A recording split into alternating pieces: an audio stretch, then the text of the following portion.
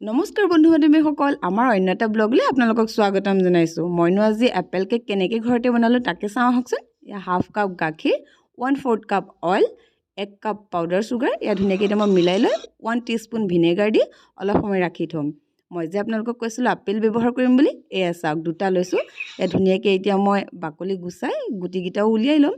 আৰু আপোনালোকে যদি ভাবে এপেলকেইটা মিক্সিত গ্ৰাইণ্ড কৰি লওঁ তেতিয়াহ'লেও কৰিবও পাৰে, নহ'লে এনেকৈও ল'ব পাৰে গ্ৰেটাৰত মাৰি। মই এনেকৈ লৈছোঁ গ্ৰেটাৰত মাৰি। এতিয়া শুকান বস্তু চালি ল'লোঁ। ইয়াত 1.5 কাপ ময়দা, 1/4 কাপ পাউডাৰ গাখীৰ আৰু অকণমান নিমখ দিছোঁ মিঠাটো বেলেঞ্চ হ'বলৈ, 1.5 টিস্পুন বেকিং পাউডাৰ আৰু 1/2 টিস্পুন বেকিং ছ'ডা। এতিয়া মই ধুনীয়াকৈ মিলাই লৈছোঁ। এয়া চাওকচোন, এতিয়া ধুনীয়াকৈ চালি মই এতিয়া মিলাই ল'ম।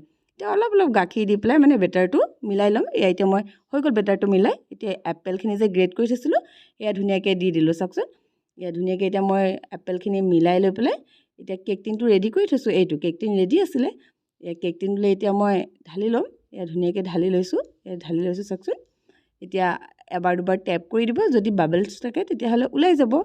এতিয়া মই ধুনীয়াকৈ তিল দি পেলাই মানে বগা তিল দি পেলাই দেখিবলৈ ধুনীয়া লগাকৈ সজাই লৈছোঁ। এয়া চাওকচোন, দেখিবলৈও ভাল লাগিব ন, তেতিয়া খাবলৈতো সোৱাদ হ'বই আৰু দেখিবলৈও ভাল লাগিব। এতিয়া মই অভেনত দিম। এতিয়া 180 ডিগ্ৰীত 10 মিনিটৰ কাৰণে ফ্ৰী হিট কৰি থৈছিলোঁ। এতিয়া মই এয়া ধুনীয়াকৈ দি লৈছোঁ। এয়া চাওকচোন, এতিয়া মই 40 মিনিট টাইমাৰ লগাই দিম। এইটো 40 বা 45 মিনিটৰ ভিতৰত হৈ যায়। মই এতিয়া 40 মিনিট দিছোঁ। তাৰমানে অলপ পিছত মই আকৌ হৈছে নে নাই চেক কৰি চাম, যে যদি নাই হোৱা তেতিয়াহ'লে আকৌ টাইমাৰ বঢ়াই দিম, আৰু যদি হৈ গ'লেতো হৈয়ে গ'ল। এজেগাত ধুনীয়াকৈ ব্ৰেক হৈ আছে। আৰু আপোনালোক যদি আমাৰ চেনেললৈ প্ৰথমবাৰলৈ আহিছে তেতিয়াহ'লে লাইক, কমেণ্ট এণ্ড ছাবস্ক্ৰাইব কৰি থ'বলৈ নাপাহৰিব দেই। এয়া চাওকচোন, মোৰ মাজতে আকৌ আলহীও আহিলে। এইফালে কেকটো বেক হ'বলৈ দি থৈছোঁ, তাৰ মাজতে আলহীও আহিলে। এই আলহীক চাহ দি ল'লোঁ। এতিয়া এয়া চাওক, মই উলিয়াই চাইছোঁ, এয়া নাই হোৱা মানে। আকৌ অকণ ভৰাই দিলোঁ।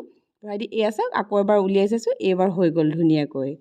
এতিয়া মই ধুনীয়াকৈ আপোনালোকক অকণমান সময় ঢাকি থ'ম।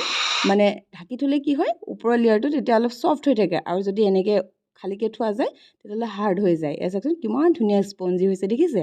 আৰু বগা তিলখিনি দিয়াৰ কাৰণে চাওকচোন কি ধুনীয়া হৈছে ন দেখিবলৈ। আপোনালোকে এনেকৈ বনাই খাইছেনে বাৰু? বহুতে চাগে খাইছেও ন, আৰু বহুতে চাগে খোৱাও নাই। যোনে যোনে খোৱা নাই আপোনালোকে এনেকৈ বনাই খাই চাবচোন। এতিয়া মই আপোনালোকক কাটি ধুনীয়াকৈ দেখাই দিছোঁ। এইটো চাবচোন, এয়া চাওক কি ধুনীয়াকৈ আহিছে। আৰু আজিলৈ বাই বাই। আকৌ